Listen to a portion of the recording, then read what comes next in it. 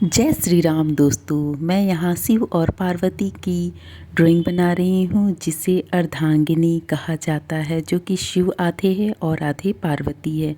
उनके प्रेम की अटूट तपस्या का उदाहरण देना जहाँ पार्वती की कठोर तपस्या से महादेव का वैराग्य प्रेम में बदला। उनका मिलन केवल विवाह नहीं बल्कि शिव और शक्ति का संतुलन है। यह प्रेम अटूट आस्था सिखाता है, जहाँ मौन में भी संवाद है और हृदय से की गई बातें सर्वोच्च है।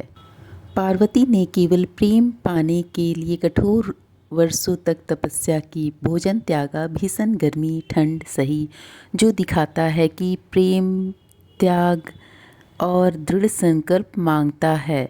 सच्चे प्रेम का अर्थ यह होता है कि पार्वती ने पूछा शिव जी से और महादेव जी ने कहा।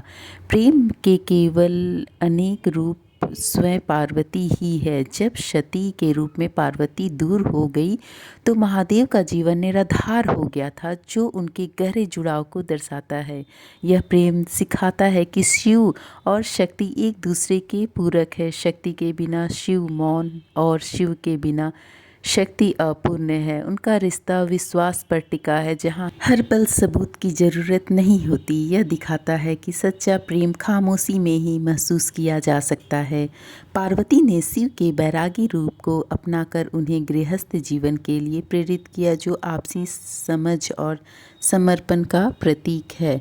पार्वती के सच्चे हृदय ने महादेव को पिघला दिया और उनका दिव्य मिलन हुआ, जो आज भी सच्चे प्रेम की मिसाल है।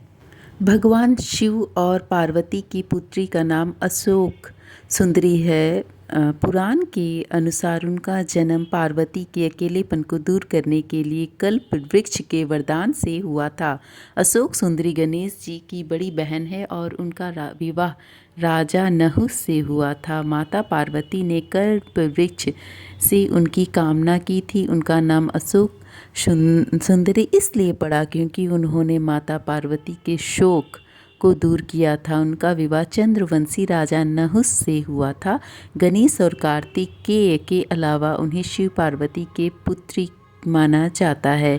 भगवान शिव की कई पुत्रियां थीं, जिनमें मुख्य रूप से अशोक सुंदरी, ज्योति या ज्वालामुखी, मनसा देवी या बासुकी, जया, विषहर, सामल बारी और दोतली का उल्लेख मिलता है, जिसमें से कुछ शिव पुराण में वर्णित है और कुछ के संबंध नागों से है। उन्हें शिव की जलहरी से उत्पन्न माना जाता है। अशोक सुंदरी माता पार्वती के अकेलेपन को दूर करने के लिए उन्होंने उत्पन्न किया था।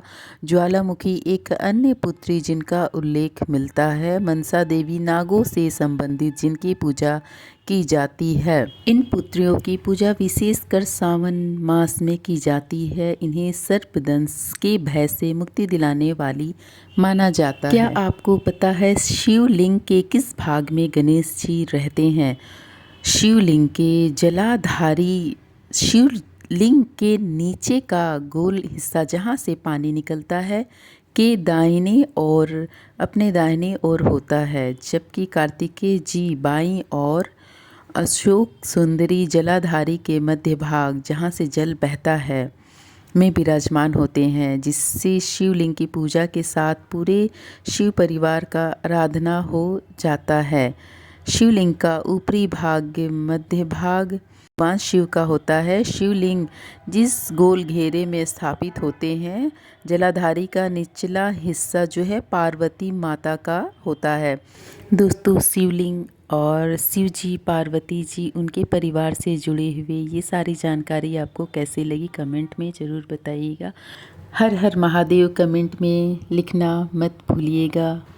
श्री शिवाय नमस्तुभ्यम।